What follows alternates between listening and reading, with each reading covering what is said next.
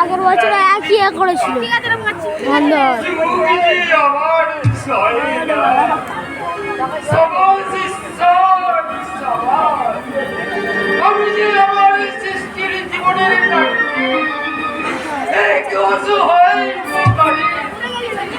ভালোবাসার রূপকথার রাজ্যে প্রবেশ করার অধিকার আমার থেকে ছুটি নিয়ে গাঢ় অন্ধকারের মাঝে সমস্ত অন্ধকার দূর করে আমি তোমাকে আলোর জগতে নিয়ে যাব। আবি আবি আবি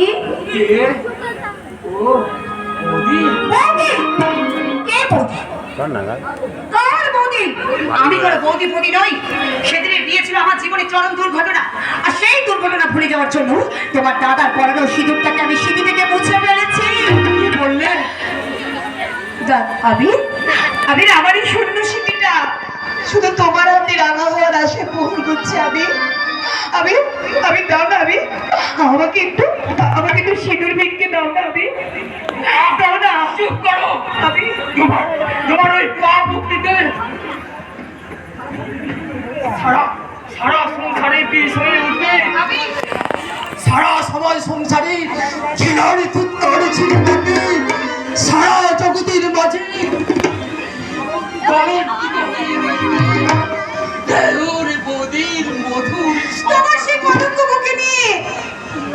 আমি আছি থেকে যাবো। আমি আমি আমি আমি তোমার হাত থেকে তুলে তোমাকে হাত ছেড়ে অনুরোধ করছি। আমি আমি আমাকে একটু ভালোবাসা ভিক্ষে দাও না।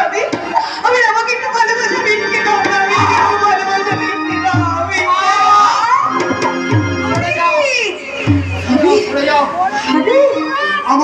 আমার শেষ কথাটা শোনো। আমি তোমার আমার অতীতের সম্পর্ক যাই হোক না কেন, আজ তুমি আমার দাদার বিবাহিতা। আমি তোমার প্রণাম জানাতে পারি, কিন্তু প্রেমিকা ভেবে ভালোবাসতে পারি না, কখনো না। আমি শোনো, আমি শোনো, আমি শোনো, আমি দুর্বল অন্ধ বলে তুমি এতই দুর্বল। একটা নারীর ভালোবাসা গ্রহণ করার মতো হৃদয় তোমার নেই। আমি চৌধুরী না না না, এবার তোমাদের সংসারে বিপদে শোনা আর সেই আগুনে ছাড়খাড় হয়ে যাবে আদর্শ চৌধুরী সোনার সংসার। আমি চৌধুরী এতদিন তোমার জন্য আমার অন্তরে আমি যে ভালোবাসা জড়িয়ে রেখেছিলাম, এইবার সে ভালোবাসার পরিবর্তে আমি সমাজে তোকে ছড়িয়ে দেবো ঘৃণা। আমার জীবনে একটা চরম প্রাপ্তি।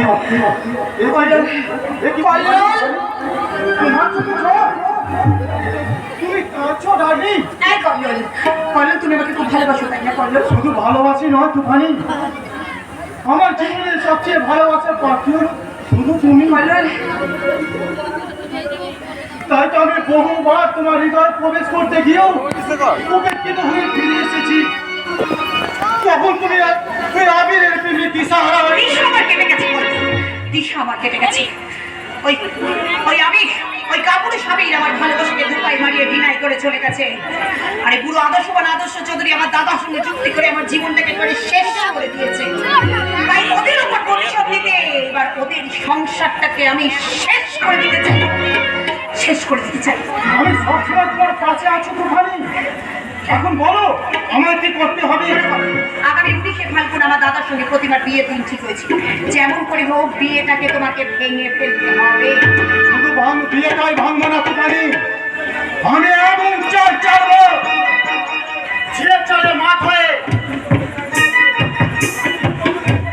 ওই আদর্শ চৌধুরী ওই একমাত্র মেয়ে প্রতিমা লগ্নবদ্ধ হয়ে আমার জীবন চোখের জল ফেলবে। আর তার ফিরায় তোমার দাদা সাগর হতো এসে চেয়ে পালিয়ে যাবে। তার জন্য তুমি পারো, তুমি তোমার কাজে পুরস্কার স্বরূপ পাবে তুফানির হৃদয় উজাড় করা ভালোবাসা।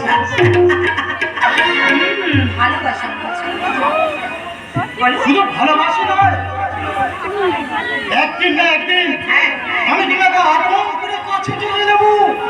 আর আর আর সেই সঙ্গে সেই সঙ্গে কেড়ে নেব ওই আদর্শ আবির চৌধুরী সমস্ত সম্পত্তি। কিন্তু কিন্তু কিভাবে করবে? কিভাবে ওদের সমস্ত সম্পত্তি তুমি আমার নামে লিখে দেবে? তোমার নামে লিখে দেবো। আমার নামে লিখে দেবে? কিন্তু কিভাবে অসম্ভব তুমি সম্ভব করবে? ওই অসম্ভবকে সম্ভব করার মূলস্থ হলো ওই নকল আকাশ চৌধুরী। মানে হ্যাঁ তু মানে হ্যাঁ ওই আসল আকাশের চাঁদে নকল আকাশের হবু অদ্ভুত মেয়ে। তাই আমি ওই নকল আকাশকে আসল আকাশ সাজিয়ে এ বাড়িতে রাখবো। তারপর একেবারে সচল করে দেবো।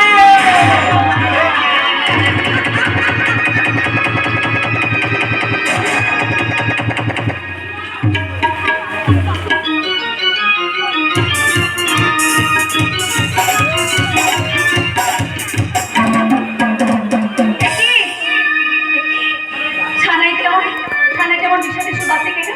সবাই বলে বিয়ের সানাই নাকি মধু সানাই হয়, তবে আমার বিয়ের সাথে আমার বিষাদের সুদ আছে কেন? বুঝেছি বুঝেছি, পর্দার জন্য সকাল থেকে মনটা খুব খারাপ লাগছিল বলে তাই এরকম মনে হচ্ছে। সত্যি সত্যি আজ যদি মজা বেঁচে থাকতো তাহলে কত ধুমধাম করে আমার বিয়ে দিত। ছোটার ওপর এত অভিমান। ছোটটা ছোটটা এই পাগলি কাঁদছিস কেন রে? আজকে দিনে কি কাঁদতে আছে? দেখি দেখি, বাহ কি সুন্দর মানিয়েছে তো। আজ তোকে ভারী সুন্দর লাগছে রে। ভারী সুন্দর মানে? এই ছোটটা তুই তো দেখতে পাস না, তাহলে আমি কেমন করতে জানি আমাকে সুন্দর বানিয়েছে? এই, না, না, এই মানে তুই তো অন্ধ হলো। অন্তরটা তো আর অন্ধ নয় রে পাগলি। সেই অন্তরের দৃষ্টি দিয়ে তোর সাইডাকে আমি কল্পনা করলাম। ছোটটা আমি বুঝি কি এবার এবার তুই একটা বিয়ে কর ছোটটা। তোদের সেদিনের সেই আবিরের অনুরাগী রংটা আজ কে হয়ে গেছে রে প্রতিভা। আমার হৃদয়ের উত্তরের ভালোবাসার ঘড়িটা ফোটার আগেই মাটিতে ঝরে পড়েছে। তপ্ত হয়ে গেছি আমার মন পাপিয়ার উদার। তাই তো এই অন্ধ আবিরের কাছে বিয়েটা স্বপ্ন দেখার এক অবাস্তব কল্পনা। ছোটটা ছোটটা আপনি আপনার ভেতরে কথা বলছেন, ওদিকে বল এসে গেছে, ওদিকে বৃদ্ধ মেসোমশাই একদিক একা সব কাজ সামলাতে পারছে না। অন্ধ বলে কি আপনি অতীতকে অপ্রাণিক করতে পারবেন না? সরি করবেন বাবু, আমি এখনই যাচ্ছি। বৌদির কেস হয়ে আপনি যেভাবে আমাদের সহযোগিতা করেছেন তার জন্য আপনাকে অসংখ্য অসংখ্য ধন্যবাদ।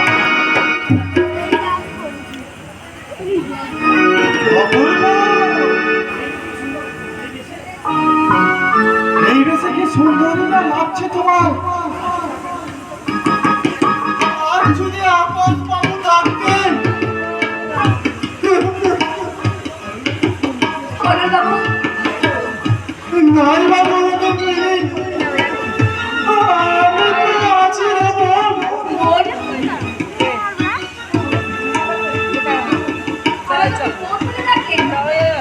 হ্যাঁ, ডাকলাম। আর কেন ডাকলাম জানিস? তোর মতো আমারও একটা ফুটবলের মন ছিল। 10 বছর আগে এই সেই কাল রাতে ঝড়ের কামড়ে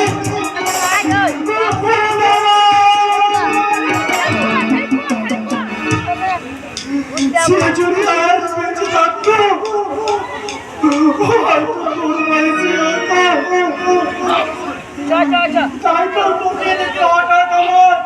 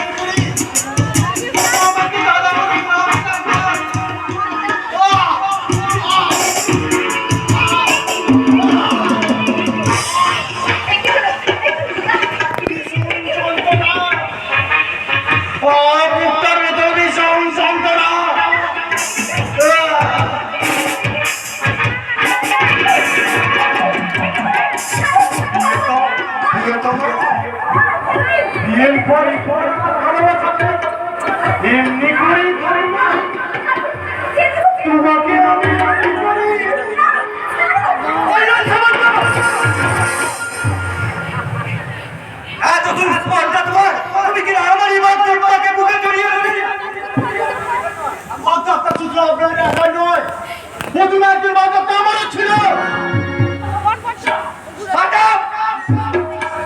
বিশ্বাস করুন, ও আমার ভীষণ ভালোবাসতো। কি হলো ভাল লাগে সব ভালোবাসা কি স্বার্থ ভয় ঠাকুর বাবু?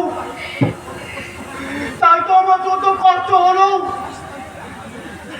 আজ থেকে না হয় আমার প্রতিমাকে আপনার হাতে তুলে দিয়ে যাচ্ছি। এই মুহূর্তে আমার সামনে থেকে চলে যাও।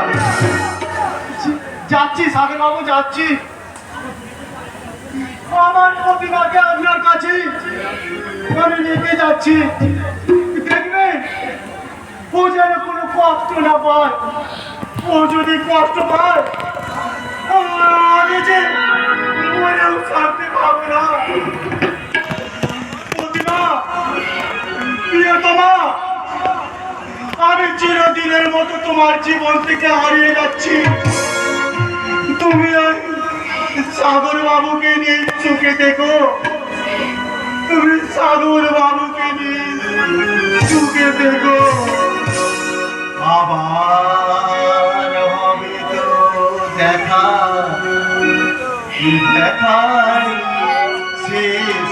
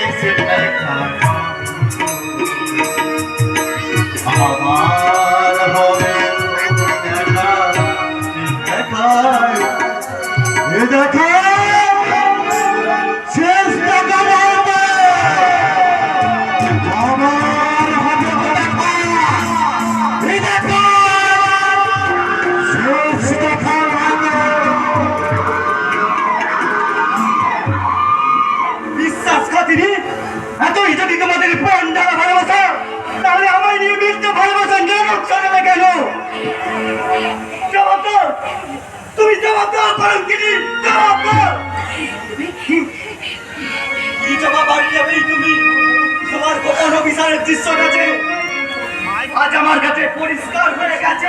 তুমি বিশ্বাস করো, তুমি বিশ্বাস করো, তুমি যা দেখলে সবাই করো করো, সবাই তো সন্তান্ত।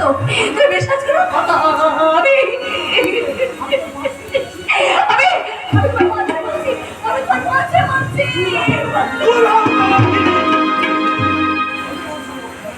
এই যে বাবা সাগু লগ্ন পড়ে গেছে, তাই পুরোহিত মশাই বললেন বিয়ের আয়োজন করতে।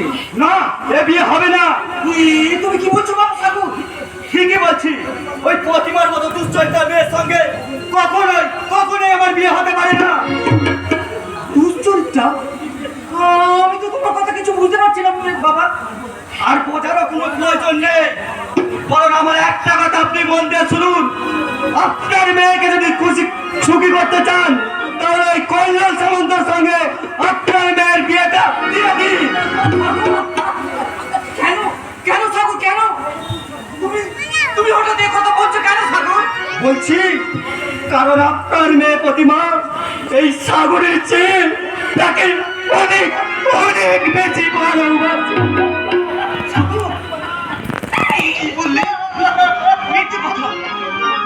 আমার প্রতিভা এরকম কাজ করতে পারে না। কারো ওপর চক্রান্ত বিশ্বাস করে তুমি আমার প্রতিভাকে ভুল বলছো বাবা। ও এরকম নয় বাবা, এ কিছু করতে পারে না।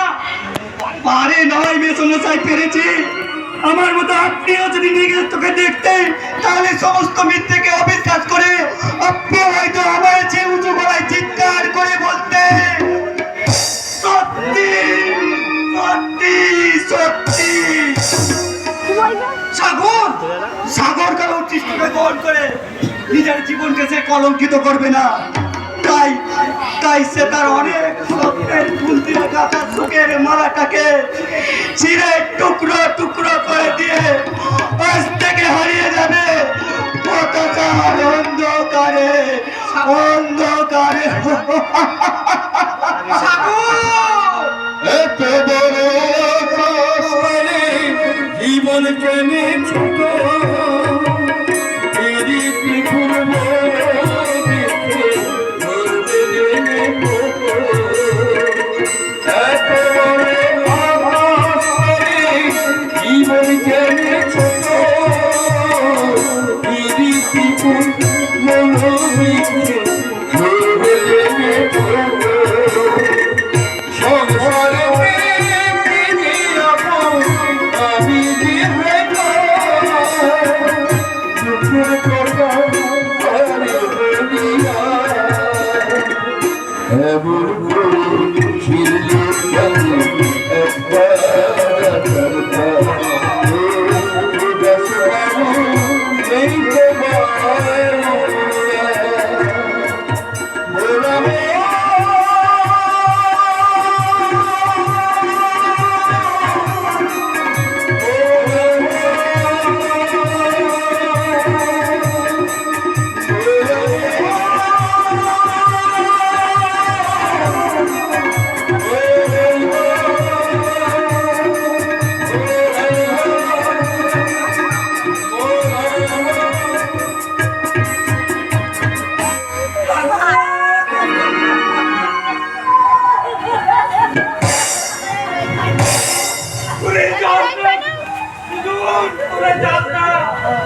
তোরা যদি সবাই এইভাবে চলে যান আমার প্রতিবার কি হবে?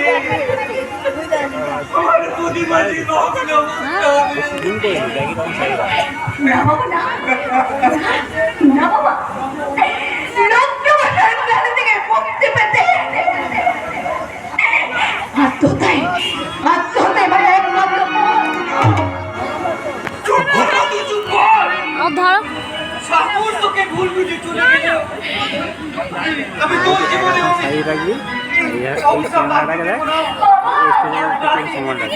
যেমন করি হোক আমি কিন্তু ভালো পাত্র দেখে আমি তোর বিয়ে দেবো না বাবা না সংসার করার সাধনা মিটে গেছে তাই তো এইভাবে সাত লক্ষ বছর থেকে জীবনের মুক্তি দিতে আমি নিজে আত্মহত্যা করে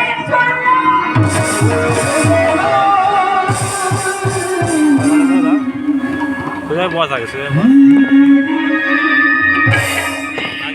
পারবে নি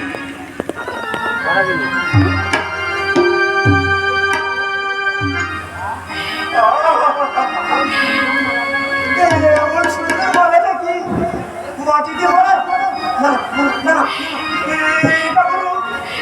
এটা বলো তোমার গলা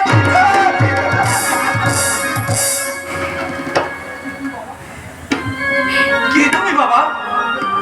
এমন দেবদূতের মতো উদয় হয়ে তুমি আমার মেয়েকে লগ্নমোচন হাত থেকে উদ্ধার করলে। উদ্ধার না না তা কেন হবে? ওই মালাটা যাতে নষ্ট না হয় সেই জন্যই তো মালাটা ওর গলা পুড়িয়ে দিলাম। কি তোমার পরিচয়? পাগল পাগল? না বিশ্বাস করুন আমি কিন্তু পাগল নই। ওই ওরা আমার বাবা পায়ে বেড়ে লাগিয়ে জোর করে পাগল সাজিয়ে রেখেছি। এই তাকে সুযোগ পেয়ে আজ আমি পালিয়ে এসেছি। যেতে দেখলাম একটা বাড়িতে কত রবিবার হয়েছে মিষ্টি শুনে সানাই যাচ্ছে। লোকে জিজ্ঞাসা করে জানতে পারলাম ওই বাড়িতে আমি নিয়ে এসেছি। অনেকদিন পেট ভরে খাইনি তো। চলে যান এই মুহূর্তে কাকে চলে যাচ্ছি যান চলে যান চলে যাবো? এত আশা নিয়ে এসো দুটো খেতে পাবো না। বেশ তাই চলেই যাচ্ছি। দাঁড়া বাবা, আর তো তোমার যা হবে না। আমার মেয়ের গলায় মালা দিয়ে তুমি যে ওর অর্ধেক সুখ দুঃখের ভাগিদার হয়ে গেছো বাবা। তাই তোমার কাছে আমার অনুরোধ, তুমি আমার মেয়েকে বিয়ে করো বাবা।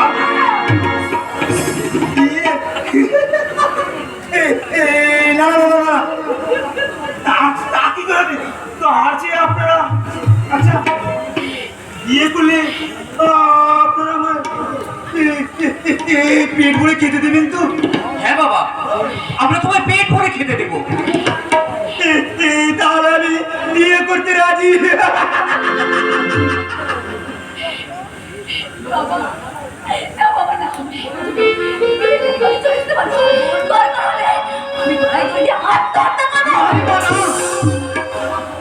তুই অমত করিস না রে মা।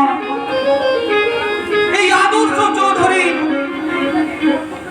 কর্তব্যের তরিটাকে ওখানে ডোবানোর যে চক্রান্ত চলছে, সেই চক্রান্তকে ভেদ করে আমি আমার লক্ষ্যে পৌঁছতে চাই। এর পরিচয় যাই হোক, আমি জানি এ কোনো ঈশ্বর প্রেরিত দূত, তাই ওর হাতে সমর্পণ করলাম তোর সুখ দুঃখ আর জীবনের ভার।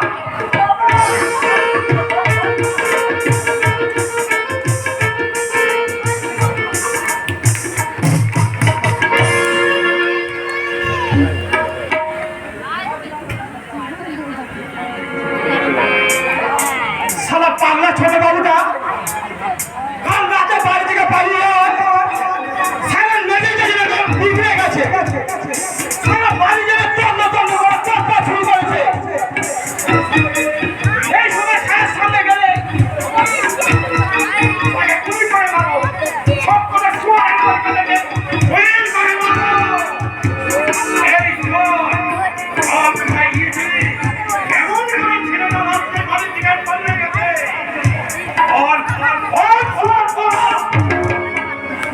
বিশ্বাস করুন, যান বিশ্বাস করুন, কাল আমি সারা রাত ছোট বাবুর বাড়ির সামনে আমি পাহাড়াই ছিলাম, কিন্তু মাঝরাতে তুই হয়তো ঘুমিয়ে পড়েছিলাম। আর সেই সুযোগই হয়তো ছোট বাবুর বাড়ি থেকে পালিয়ে গেছে। এই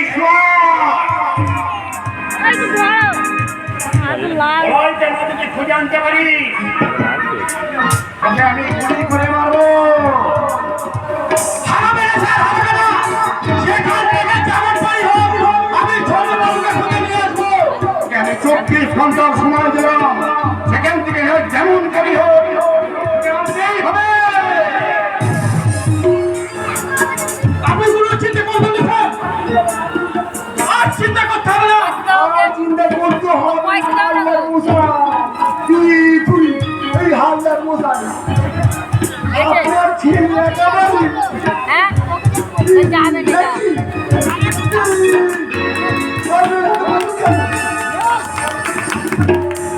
আপনি যখন বড় দেওয়া থাকবি বসে থাকবি।